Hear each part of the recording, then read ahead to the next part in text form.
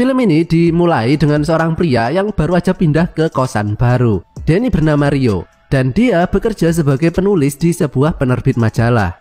Nah, dia ini seneng banget ya dapat kosan ini karena meskipun harganya murah, tapi kamar mandi udah di dalam dan udah ada bathtubnya juga.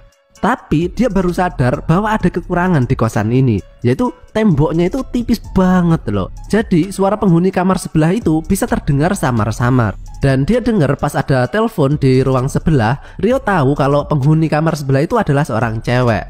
Dan film ini pun dimulai. Prahara tembok mesum. Nah, ketika cewek itu mandi, Rio pun berusaha keras untuk mendengar suara pas dia lagi mandi. Sampai dibela-belain kayak gini loh. Udah bukan kayak Spiderman lagi nih namanya. Kayak Tokekman ini yo.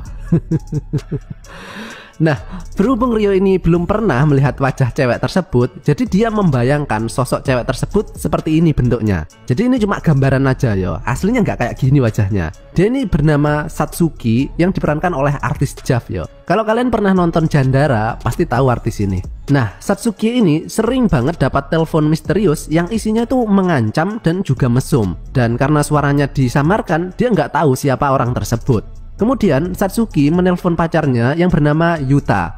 Dan sekali lagi ini juga bukan wajah sebenarnya ya. Dia ini cuma gambaran menurut Rio yang menguping di kamar sebelah karena dia belum pernah lihat wajahnya.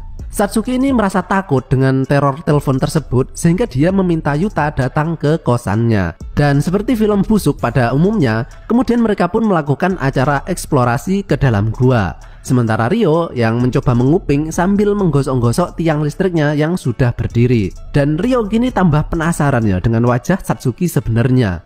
Keesokan harinya, Rio mencoba melihat siapa sih nama cewek di sebelah. Dan karena saking penasarannya yo, Rio kemudian mencoba mencari tahu informasi pribadi si Satsuki ini, termasuk pekerjaannya. Dan tentunya mencari informasi adalah hal yang sudah biasa dilakukan ya dalam pekerjaannya.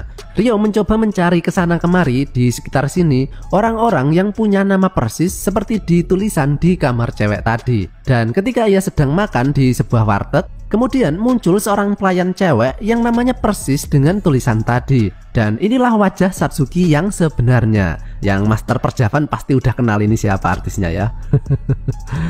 Nah, melihat Satsuki yang ternyata cakep ini, kemudian Rio pun langsung kesengsem ya, langsung tertarik. Tapi Rio ini pinter ya, dia tahu kalau Satsuki sudah punya pacar dan juga Satsuki kan sering diteror tuh. Kalau Rio tiba-tiba kenalan, takutnya ntar malah dicurigai sebagai orang yang menerornya tadi. Akhirnya dia berpikir gimana caranya agar si Satsuki inilah yang mengajak interaksi lebih dulu ke Rio. Dan dia menemukan sebuah ide. Rio ini membeli beberapa makanan kaleng dan dikirim ke alamat kosnya. Namun dia berpesan kepada kurir JNE kalau di kamarnya nggak ada orang, suruh titip ke kamar sebelah alias kamarnya Satsuki. Nah otomatis kan ntar Satsuki bakal nganter paketannya tau ke kamar Rio. Pintar juga ini kadal plastik. Bisa ditiru ini ya tekniknya. Dan sesuai rencana, Satsuki kemudian mengantar paketannya ke kamar Rio. Dan disinilah kemudian mereka berkenalan.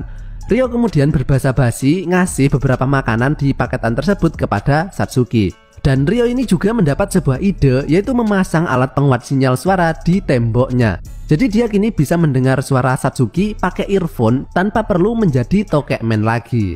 Dan uniknya, akibat ulahnya ini menggunakan alat penyadap suara, dia kemudian tahu kalau di dalam kamar Satsuki ada beberapa tempat yang tidak dapat disadap karena memiliki noise atau suara kemersek gitu. Dia nggak ngerti kenapa bisa seperti itu. Akhirnya dia meminta tolong kepada temannya yang ahli menyadap. Dan ternyata hal itu terjadi karena di dalam ruangan Satsuki juga sudah ada alat penyadap lainnya, yang kemungkinan alat itu dipasang oleh orang yang selama ini menerornya. Mereka kemudian masuk ke dalam kamar Satsuki untuk melihat di mana saja letak penyadapnya yang berupa kamera kecil. Dan akhirnya si ahli penyadap ini bilang bahwa kemungkinan orang ini nggak jauh dari tempatnya. Dia kemudian memantau area di sekitar dan melihat ada sebuah mobil yang sedang diparkir. Rio pun kemudian mencoba melihat siapa orang yang ada di dalam mobil tadi. Dan dia melihat nama Yuta. Ya, jadi inilah wajah pacar Satsuki yang sebenarnya. Jadi yang meneror Satsuki selama ini adalah pacarnya sendiri. Karena dia ini memiliki fantasi seks yang agak aneh yo. Yuta ini suka main kasar gitu, suka lihat ceweknya ketakutan, dan berfantasi kalau ceweknya sedang diperkusi sama cowok lain. Istilahnya apaan ya? Entahlah, nggak tahu. Keesokan harinya, Ryo nggak sengaja ketemu dengan Satsuki setelah pulang kerja. Padahal sih disengaja aslinya. Dan Ryo kemudian mengajak Satsuki kencan di sebuah warung kopi sambil ngobrol-ngobrol dan minum kopi kapal api. Malamnya Ryo menggunakan teknik tukang JNE lagi dan kali ini dia mengirim paket udang yang masih hidup. Dan di sini Ryo kemudian menggoda Satsuki yang geli ya kalau ngelihat udang yang masih hidup gini. Dan coba deh kalian dengerin. Ini loh bedanya jeritan artis JAV sama cewek biasa.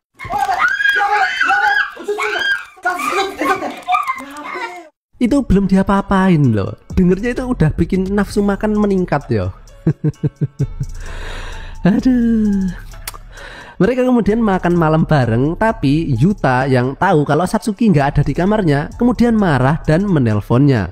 Satsuki kemudian pulang dan beberapa saat kemudian Yuta datang dan langsung menggenjot Satsuki dengan sangat kasar. Ryo yang mendengar suara mereka kemudian menjadi jengkel dan berpikir gimana pun caranya Satsuki harus putus dengan Yuta karena dia ini cowok nggak bener yo. Akhirnya Ryo bareng teman-temannya merencanakan sesuatu. Ryo mengajak kencan Satsuki sampai malam, sementara teman-temannya menyamar dan masuk ke dalam kamar Satsuki yang nantinya pasti akan dipantau lagi sama Yuta. Nah, di sini mereka memainkan drama seolah-olah Satsuki itu terlilit hutang dan sedang dikejar-kejar sama debt collector. Dan karena Satsuki nggak bisa bayar, kemudian debt collectornya mengambil HP Satsuki dan melihat bahwa Satsuki punya pacar yaitu Yuta. Nah, debt collector tersebut kemudian ganti mengejar Yuta untuk menagih hutangnya, yang kemudian membuat Yuta ini ketakutan ya. Beberapa hari berlalu dan Yuta kini sudah nggak pernah muncul dan menghubungi Satsuki lagi. Dan ketika Satsuki pergi ke apartemen Yuta, ternyata tetangganya bilang kalau Yuta sudah pindah beberapa hari yang lalu. Jadi rencana licik Ryo ini berhasil ya. Yuta kini diperas sama temen Ryo tadi, sedangkan Satsuki kini otomatis menjomblo karena Yuta yang ketakutan tadi meninggalkan Satsuki tanpa ada kabar sama sekali. Satsuki yang kini sedang galau kemudian ditemani sama Ryo yang berusaha menghiburnya. Mereka ngobrol, makan, dan minum-minum beras kentur yang kemudian membuat Satsuki menjadi teler. Dan ketika teler inilah aura artis JAV Satsuki kemudian keluar. Satsuki dengan pose semlohe kemudian menggoda Ryo untuk bercocok tanam. Tapi Ryo ini nggak mau loh. Ya, padahal penontonnya udah pada siap-siap itu. Ryo ini menolaknya karena sebenarnya Ryo ini jatuh cinta ke Satsuki. Dan dia nggak mau melakukan penggenjotan dalam keadaan Satsuki sedang galau seperti itu. Dia nggak mau menggunakan kesempatan dalam kesempitan ya. Padahal udah bener-bener sempit itu celananya. Keesokan harinya muncul Yuta yang terlihat sangat stres ya. Dan disinilah akhirnya Satsuki tahu bahwa Yuta lah yang selama ini menerornya. Yuta yang stres ini kemudian berusaha membunuh Satsuki. Ryo yang mendengarnya kemudian langsung datang dan menyelamatkan Satsuki dan menyuruhnya berlari sejauh mungkin. Namun bukannya berlari menjauh, Satsuki justru bersembunyi di kamar Ryo yang membuat Satsuki tahu kalau selama ini Ryo telah menyadap ruangannya. Ryo yang sedang berusaha melawan Yuta tapi kewalahan karena Yuta membawa pisau ya. Dan ketika dia hampir menusuk Ryo, kemudian muncul teman Ryo tadi yang menyelamatkannya. Ryo kemudian kembali ke kamarnya dan meskipun Satsuki tahu kalau Ryo menyadapnya, tapi dia bertingkah seolah-olah tidak tahu. Karena Satsuki berpikir kalau Ryo orang jahat, pastinya dia sudah mau melakukan penggenjotan kemarin. Dan besoknya karena Satsuki kini tahu kalau Ryo itu pasti sedang menyadap suaranya, dia justru sengaja mengobok-ngobok bikang angetnya dan membuat suara-suara yang bikin menelan ludah yo.